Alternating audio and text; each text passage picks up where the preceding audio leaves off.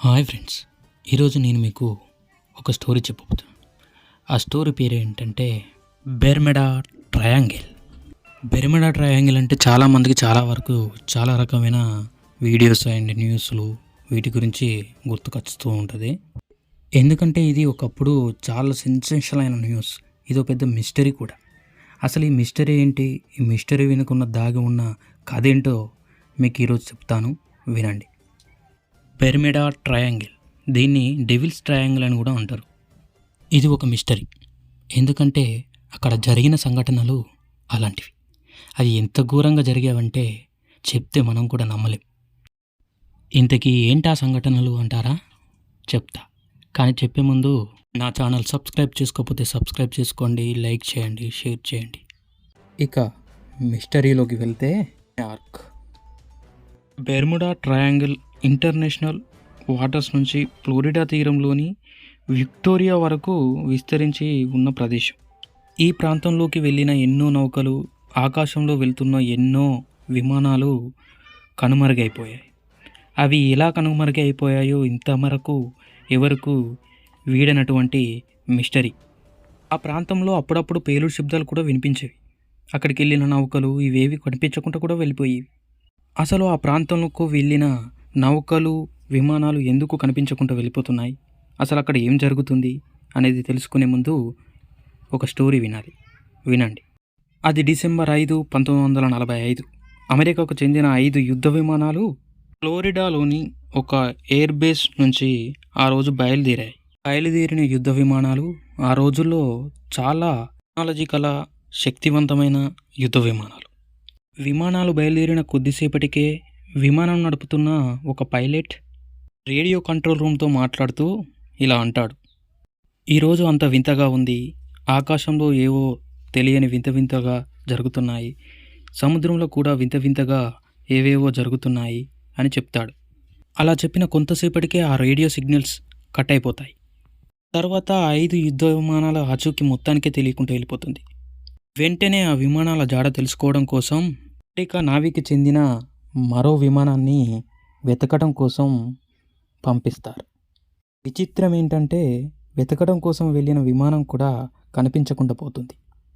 America navy మళ్ళీ కనిపించకుండా పోయిన విమానాలను వెతకడం కోసం మరికొన్ని విమాన నౌకల్ని పంపిస్తుంది.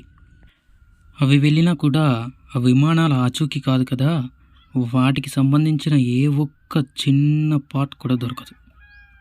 అమెరికా ఏర్పాటు చేసిన ఒక విచారణ కమిటీ తన అధికార రిపోర్ట్లో ఇలా రాసింది: ఈ విమానాలకు ఏం జరిగిందో కనిపెట్టలేకపోయామని, కనీసం ఆ విమానాలకు ఏం జరిగి ఉంటుందో తమ ఊహకు కూడా అంతు చిక్కడం లేదని తెలిపింది. అప్పటి నుంచి ఆ విమానాలకు ఏం జరిగి ఉండవచ్చో అని ప్రజలలో చాలా కథలు పుట్టుకు వచ్చాయి. అక్కడ ఏలియన్స్ ఉంటారని, లేకపోతే అక్కడ సముద్ర భూగర్భంలో ఏవో వింత రాజ్యాలు ఉన్నాయని చాలా కథలు పుట్టుకొచ్చాయి. ఇవి ఎంతవరకు నిజమో ఎవరికీ తెలియదు. కానీ ఈ సమస్యను శాస్త్రవేత్తలకు ఒక ఛాలెంజ్ అనే చెప్పాలి. అయితే ఈ విమానాలు కనిపించకుండా వెళ్ళిపోయిన ప్రదేశాన్నే బెర్ముడా ట్రయాంగిల్ అని పేరు కూడా పెట్టారు శాస్త్రవేత్తలు. ఇది అమెరికాలోని మియామి, బెర్ముడా, విక్టోరికో ద్వీపాల మధ్యలో ఉంటుంది. ఈ ప్రదేశం గురించి మొట్టమొదటగా 1492లో కొలంబస్ తన పుస్తకంలో ఒక సంఘటన రాశాడు. ఈ ప్రదేశం నుండి కొలంబస్ తన నౌకలో వెళ్తున్నప్పుడు ఆకాశంలో గుర్తు తెలియని ఒక పెద్ద వెలుతురు కనిపించిందని, ఆ నౌకలోని దిక్సూచి కూడా పనిచేయడం మానేసిందని తన డైరీలో రాసుకున్నాడు.